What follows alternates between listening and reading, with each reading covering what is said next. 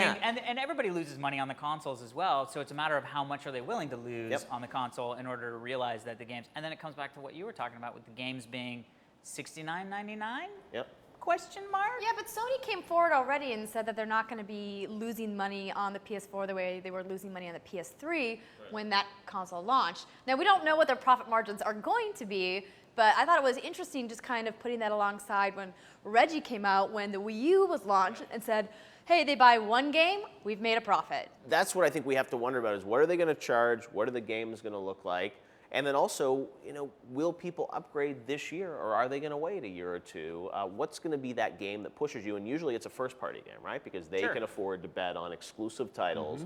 Like, Rise has been teased for Xbox One, Forza, Sony games like Killzone, Infamous Second Son. Are those really going to push forward and show the potential of the platform? So for you guys, is there something at E3 that you feel like is your next-gen game of choice that you hope is going to inspire you, that this is going to show the future of gaming? Have we seen it yet? I mean, there's Watch Dogs, there's Killzone. Well, Watch Dogs has shown its colors, though, and it's not nearly as aspirational as we thought it was. Right. So, I think that it's going to be cool. It's a cool open world action game. It's a cool open world action game. I'm excited for it, but I don't think it has quite the click. We kind of veered off of that experience question very quickly because, as is, I think, the nature of the beast, you very quickly start to think about how's the next game going to look better? How's it going to do better? And we're talking about experience, and I think that there's some games that have hinted around the next evolution of getting the game aha moment.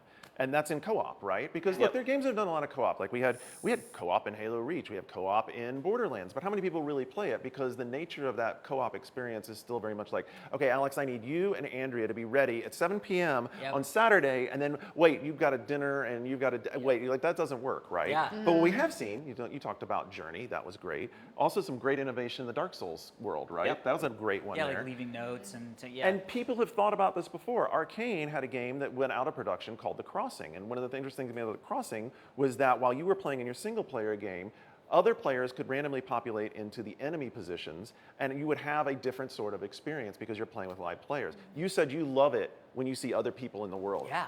That's one of my favorite things in the world. It's amazing when you see other real people playing in a game because it's no longer just an artificial world. So who cracks that? Who gets that right? And also, we haven't even talked about, cross-device play. I've still yet to see, a couple things happened with the sort of like gold game in Fable where you could like play a gold game on your Windows phone. What about my Guild Wars 2 app, by the way? Yeah, or SWOTOR app of doing all the crew stuff. I mean, why they haven't done this and figured out, now that we're going to see multiple screens in a lot of these next-gen consoles, obviously, even with the Vita and all these things, there's this ability to go, well, let's not try to cram this amazing next-gen game onto something small. What if we take parts of this next-gen game that you could do offline in a sort of asymmetrical way and put those onto your handheld devices and allow you to work offline, so to speak, doing fun things that then when you get back home, you can sit down, and I apologize to all the bosses in the world, but when you get home, you can sit down and see the benefit of what you've been doing. You know what I mean? Watch your friends play their moves. Well, Ubisoft is doing that with Watch Dogs. They're going to show this companion app, which they have teased about at E3, and I think that's really going to open some people's eyes to what is possible with cross-platform play. I would really like to see more developers show some things like that, because I think that's kind of what Nintendo's going for with the Wii U gamepad, even though those are connected devices, they're not separate devices. Being untethered, and you said, if I'm a fan of Assassin's Creed, to have that experience across multiple devices and all feed into one thing, you're right. Those are the kind of ideas I think that are going to define next-gen games versus just Velocity Girl says hi. Making my skate park, the whole thing. Yes, we'll see what happens. But it's going to be interesting at E3. Is there going to be that one game that is sort of a beacon of what next-gen is going to be? In a year when I still think that games like Last of Us, GTA 5, BioShock, there have been some amazing current-gen games that have been released or will be released after E3.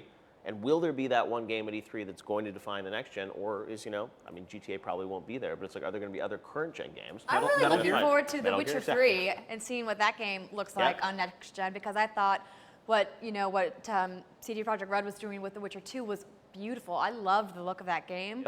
And we haven't really seen anything from that game yet, and I think that game will be awesome on next gen if they, do it right. And they said the world is going to be so much bigger than before. And we haven't really heard anybody talking about this game, but I feel like I'm one of the only people that's like, I haven't really, seen it really want live. to see The Witcher 3 at All right, well, E3 hopefully, I on think next we'll gen. see that at E3. We'll see a lot of other things, and maybe there'll be a surprise game that will be that next Fallout gen 4, beacon. come on, you know Microsoft wants to put it at their press conference. Everyone's Andrew talking Renee about with it. all the scoops. All right, well, when we come back, we are going to talk about E3. Does it even matter anymore? As we wrap up the bonus round, counting down to our live coverage here on GT. See all of our shows and game reviews now on the brand new GT app on Xbox Live and the GT Originals iOS app too.